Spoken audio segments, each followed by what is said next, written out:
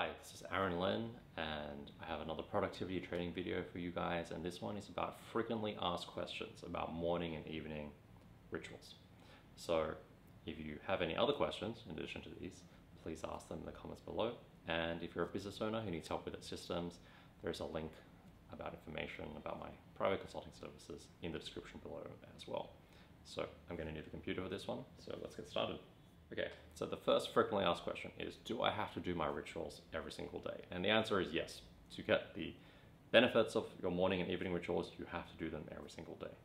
And it's not as bad as it sounds, because the rituals, once you've done them for a while, they kind of become effortless and just part of what you do every single day.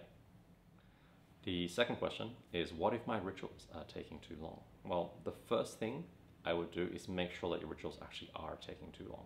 So look at what time you wake up, for example, and then what time you're ready to start the day. And if it's 30 minutes, 1 hour, your ritual isn't taking too long. That's just normal. Now, if it's 2 or 3 hours, then you have a problem. Then you need to go into the ritual and see which activities are taking a long time.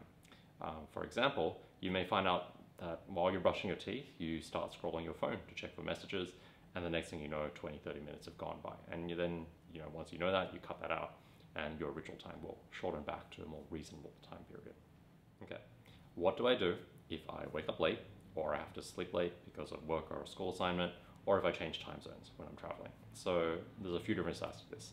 Let's start with the morning. You wake up late, you wake up in the morning, you just run a simple morning ritual with the bare bones, wake up, water, bathroom, get dressed, get going, and that's your morning ritual for that day. If you have to sleep late, just figure out what time you're going to aim to go to bed, wind back however long your evening ritual is, 30 minutes, 1 hour, and then start your evening ritual at that time. And if you have to travel for work across time zones, or for whatever across time zones, you simply do the same morning ritual and the same evening ritual, just adjusted for the new time zone that you're in.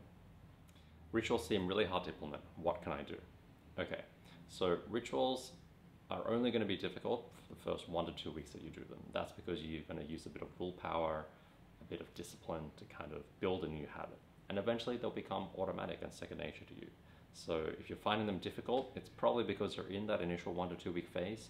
And outside of that, if you've been doing them consistently, then it should be habitual, and it will be pretty much effortless to do your rituals on a daily basis.